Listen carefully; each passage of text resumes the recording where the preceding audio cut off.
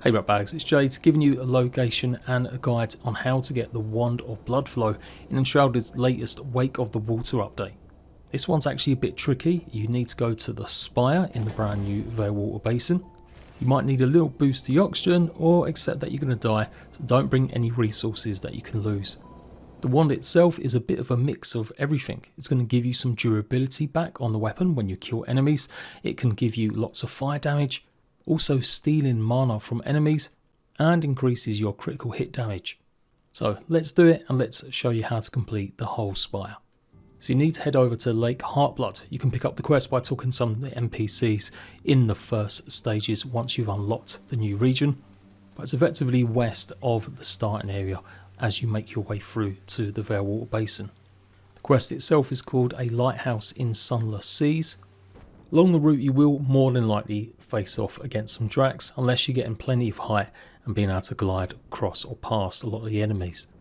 But it's pretty straightforward. There's no massive cliffs in the way, although you will come to a big waterway with actually one of the first early quest temples that you'll need to clear out eventually.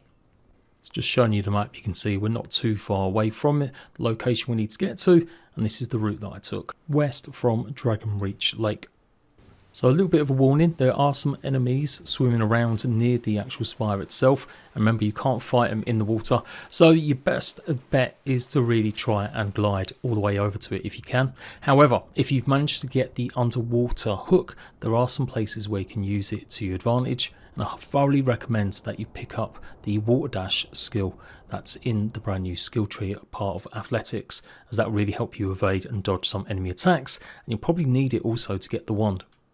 Now you can climb the outside, there will be some scaffolding on one part, but otherwise go into the temple by swimming underwater, catch your breath, and then go back down, and at the bottom you'll find the teleportal into it as well. So pretty bog standard like most of these. Void traps make your way through. You'll see some electrocution ones here, and then in the next room you'll have some enemies that you can lure onto the spikes. Take care of these, and the door should be open as it was for me. If it's not, check out the lights switches on the pillar there that I just showed. There's one on either side, and then go into the next room and obviously take out more of the Drac. Again, if the door is not already open, you find the switches across the way from the spikes just here. Then simply go ahead, climb up, and we're into the next phase. So next up we've got fireballs, and yes, you can dodge these. I'm sure you don't need a tutorial, but there is a doorway that you can unlock, but you'll need to open it via a special switch. Once you've got round the corner, look up and shoot at it, and the door will now be open. Hopefully RNG gods are good for you. The next room opposite the fireballs, there will be more Dracs. I highly recommend that you try and lure them out one by one, as they're pretty powerful. You've got this guy with the chakrams, and much larger Dracs as well, and again use some of the traps to your advantage to hopefully get them caught in it. The next room will have a bunch of switches, but you can't really do them until you've gone and taken care of these. Now these are pretty tough, like the type of enemies you're facing if you're especially low leveled yet and you've only just really set foot into the Veilwater Basin. I think you are going to have a bit of a challenge. Once you've defeated them, then we can go and take a look at these switches. There are 6 in total, and you want to look above the switches at the kind of column. If the column's filled in, then make sure they're on, and turn off any of the columns that have this little inlay inside them. You need 3 of the switches to go ahead to be turned on to open up the door, and it's only the ones with the full columns with no kind of inlay in them. So to take teleportal to the next floor, and yes, we've got more spikes. We're going to jump straight across here. Take a look on the right hand side, and you've got some more spikes, and you'll notice there's a switch in the floor grate that you'll need to use your bow and arrow to shoot. So once you've done that, go back the way that you came, and in the corridor this time you'll notice obviously the ladder that you can climb. Make sure you get up, and this is where you have to go eventually once we've unlocked all of the switches. You've got a jump here that you can go across, and then you'll see there's some more swinging axes to jump across the pillars. And then you'll notice obviously that the door is shut still. You still need to activate all 3 lights. So the reason you come here though is because you need to drop down, and there'll be a switch directly behind you. And now you have to make your way through again across the spikes and through the electrical charges that are now firing off in this room on the left. head to the left side of this room and obviously try not to die. And you'll see the switch, the second one here. Now remember that floor grate switch that I told you to shoot? It actually opens up this room in here for hopefully again another chest filled with a decent weapon. Once you've got that, then you just head straight across and you're back into the main hub area. That's the way I did it. You can of course just go left there and trigger all them switches instead. But I found it more useful actually climbing and jumping across and dropping down. And then the third switch is in that corridor. After that you can simply go ahead and climb ladder, cross the pillars with the axes, and now final jump. Be warned, you may need to glide for that last bit as I found it quite tough without. Okay, so the next level is where we're going to hopefully get the wand eventually. When you open a door, on the right hand side there'll be a door that you can't open, and then there'll be some stairs as well as some more charge bolts shooting across. So head left through the charge bolts and you'll notice a switch on the floor. When you stand on it, it opens up this doorway, but you're not meant to go in. Don't do that, because that's something I did stupidly. Managed to basically evade through it and I got stuck there. What you're meant to do is shoot a few arrows through the slot and it should hopefully trigger a door that you're going to need for later. But as said, I'm a dumbass. I end up having to fly all around and climb up again to get back to this point. You'll know it's definitely triggered as the door will shout out it's open now. And that's it. You're free to go into the next area where we're going to find the water. So I do recommend you have some sort of food to give you a bit of a buff.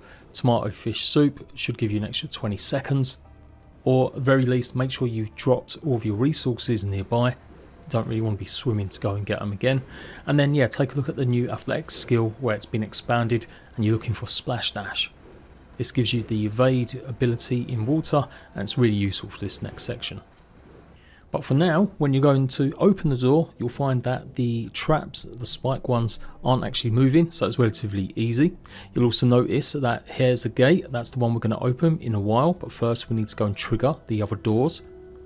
You probably can do this without any extra oxygen, but you definitely need to be quick and no messing around. Go through another corridor and then down below once more, and don't worry, when you get to the end of this there will be some oxygen plants giving you a boost. If you've got any of the orbs that you can use for lights as well at this stage, they're brand new, then they're going to be helpful too. You can see I just made it even though I had the extra 20 seconds of oxygen. So you can stay here, press the switch, and then when you're ready, swim back up. But now things are a bit tougher. All the spike traps are now active and this is where you can die. So at this point I hadn't activated the water dash skill, so I made sure to do it this time. When you get back up top, you'll realise the gate has now been opened and you can get to the top. But first we need to get the wand. Head back down to the stairs where you first entered on the floor, and remember that gate that was locked? Well, this time there's now a switch that you can press.